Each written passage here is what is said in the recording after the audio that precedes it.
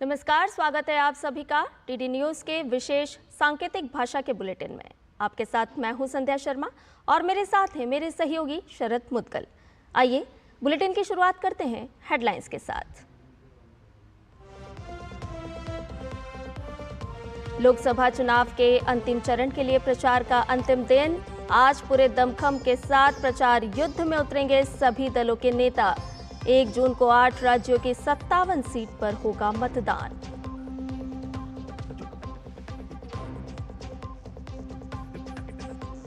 प्रधानमंत्री नरेंद्र मोदी आज पंजाब के होशियारपुर में करेंगे चुनावी रैली। जेपी नड्डा और योगी आदित्यनाथ भी पंजाब में करेंगे तूफानी प्रचार। राजनाथ सिंह उत्तर प्रदेश में संभालेंगे मोर्चा।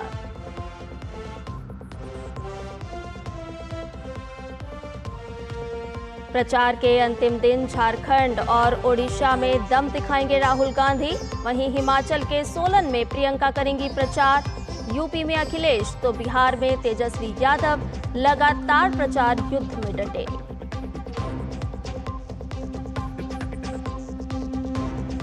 पश्चिम बंगाल में शुरू हुई सीएए के तहत नागरिकता प्रमाण पत्र देने की प्रक्रिया। उत्तराखंड और हरियाणा में भी दिए गए आवेदकों को प्रमाण पत्र।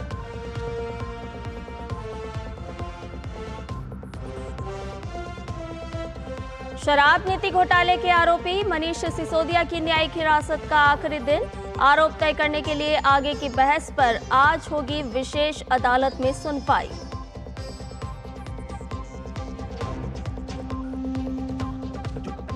राजधानी दिल्ली समेत उत्तर प्रदेश में रिकॉर्ड तोड़ गर्मी। 48 डिग्री के ऊपर रहा कई शहरों का तापमान। प्रचंड गर्मी के बीच आज केरल पहुंच सकता है मॉनसून।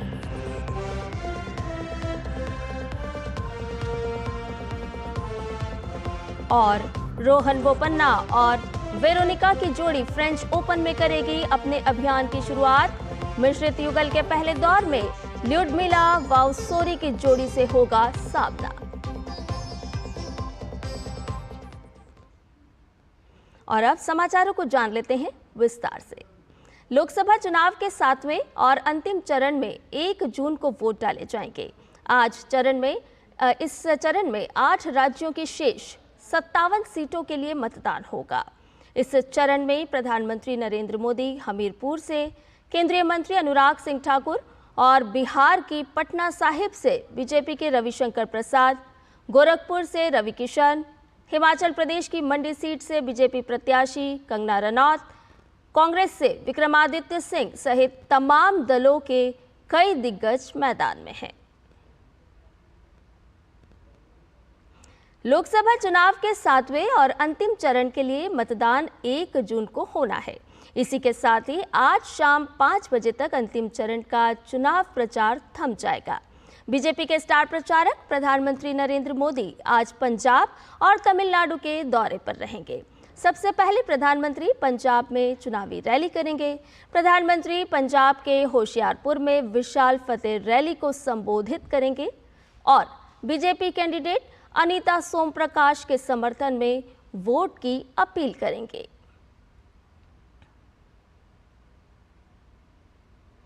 बीजेपी अध्यक्ष जेपी नड्डा भी आज पंजाब में तूफानी रैली करेंगे। अमृतसर, फरीदकोट और रूपनगर में नड्डा आज अपनी पार्टी के उम्मीदवारों के समर्थन में जनसभा करेंगे।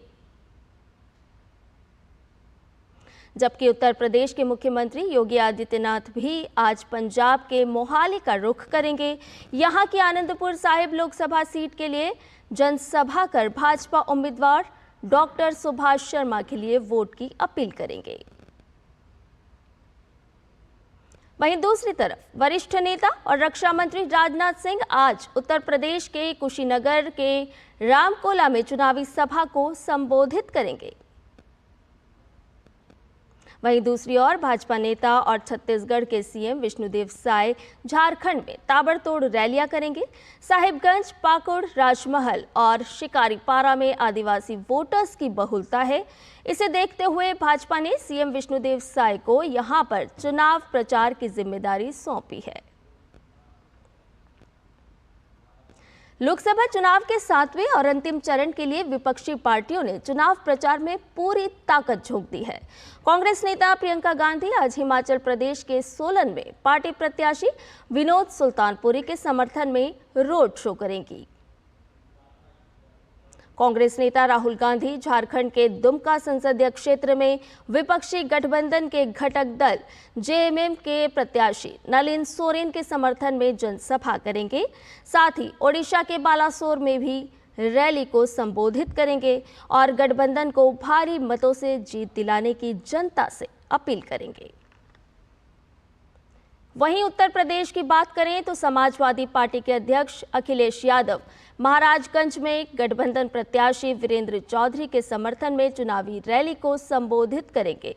लोकसभा चुनाव के अंतिम चरण के तहत 1 जून को मतदान किया जाएगा। प्रधानमंत्री नरेंद्र मोदी आज से आध्यात्मिक प्रवास पर कन्याकुमारी में होंगे। शाम 5 बजे चुनाव प्रचार थमने के बाद प्रधानमंत्री आज भगवती अम्मन मंदिर में पूजा अर्चना करेंगे। लोकसभा चुनाव प्रचार के दौरान देश भर में सैकड़ों चुनावी रैलियां और रोड शो करने वाले प्रधानमंत्री आध्यात्मिक प्रवास पर होंगे। पश्चिम बंगाल में नागरिकता संशोधन नियम 2024 के तहत नागरिकता प्रमाण पत्र देने की प्रक्रिया अब शुरू हो गई है। इसके तहत राज्य से प्राप्त आवेदनों के पहले समूह को कल पश्चिम बंगाल राज्य की अधिकार प्राप्त समिति द्वारा नागरिकता प्रदान की गई। इसके साथ ही हरियाणा और उत्तराखंड की अधिकार प्राप्त समितियों ने भी नागरिकता संशोधन नियम 2024 के अंतर्गत अपने अपने राज्यों में आवेदकों के पहले समूह को बुधवार को नागरिकता प्रदान की। इससे पहले 15 मई को केंद्रीय गृह सचिव ने अधिसूचना के बाद दिल्ली की अधिकार प्राप्त समिति द्वारा प्रदान किए गए नागरिकता प्रमाण पत्रों का पहला सेट आवेदकों को सौंपा था। देश के कई हिस्से भीषण गर्मी की चपेट में हैं। विशेषकर देश के उत्तर पश्चिमी क्षेत्रों में गर्मी के सभी पुराने रिकॉर्ड टूट रहे हैं। बीते बुधवार को दिल्ली के मुंगेशपुर में पारा 48 डिग्री तक पहुंच गया। वहीं दिल्ली एनसीआर में मौसम का मिजाज अचानक से बदल गया। शाम होते होते कई इलाकों में झमाझम बारिश हुई और लोगों को गर्मी से थोड़ी राहत मिली। मौसम विज्ञान विभाग के अनुसार अभी 1-2 दिन देश के उत्तर पश्चिम क्षेत्र में लू की स्थिति बनी रह सकती है। साथ ही एक अच्छी खबर यह भी है कि अरब सागर से हवाएं आ रही हैं और उसकी वजह से तापमान में गिरावट आएगी। वहीं आज के लिए पश्चिमी राजस्थान, पंजाब, हरियाणा, उत्तर प्रदेश, मध्य प्रदेश में ऑरेंज अलर्ट है। इसके बाद तापमान में गिरावट आएगी। मौसम विभाग की माने तो केरल में आज मानसून की एंट्री हो सकती है। इसके लिए परिस्थितियां अनुकूल बनी हुई है। केरल में इस बार मानसून समय से पहले दस्तक दे रहा है। यहां मानसून की सामान्य तारीख 1 जून है। मौसम वैज्ञानिकों ने कहा था कि केरल में हो रही प्री मानसून बारिश जल्द ही मानसूनी बारिश में बदल जाएगी। दरअसल दक्षिण पश्चिम मानसून आमतौर पर 1 जून के आसपास केरल में प्रवेश करता है। सामान्य तौर पर यह उछाल के साथ उत्तर की ओर बढ़ता है और 15 जुलाई के आसपास पूरे देश को कवर कर लेता है। इससे पहले 22 मई को मानसून अंडमान निकोबार में आता है और इस बार अंडमान में मानसून का आगमन सामान्य से 3 दिन पहले यानी कि 19 मई को हो गया है। फ्रेंच ओपन के पुरुष युगल के साथ रोहन बोपन्ना मिश्रित युगल में अपनी जोड़ीदार रूस की वेरोनिका कुद्रमेतोवा के साथ अपने अभियान की शुरुआत करेंगे।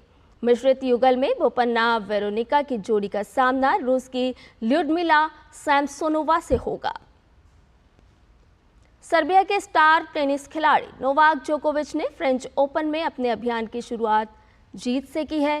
पहले दौर में जोकोविच ने फ्रांस के हर्बर्ट को हराया। डेनमार्क के होल्गर रूने ने फ्रेंच ओपन के अगले दौर में जगह बना ली है। पहले दौर में होल्गर ने ब्रिटिश खिलाड़ी डेन इवान को हराया।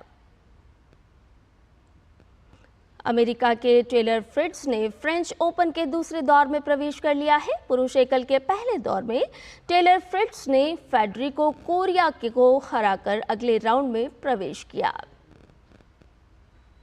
कैस्पर रूड ने भी फ्रेंच ओपन में पहले दौर की बाधा पार कर ली है। पहले राउंड में रूड ने ब्राजीलियाई खिलाड़ी को हराया।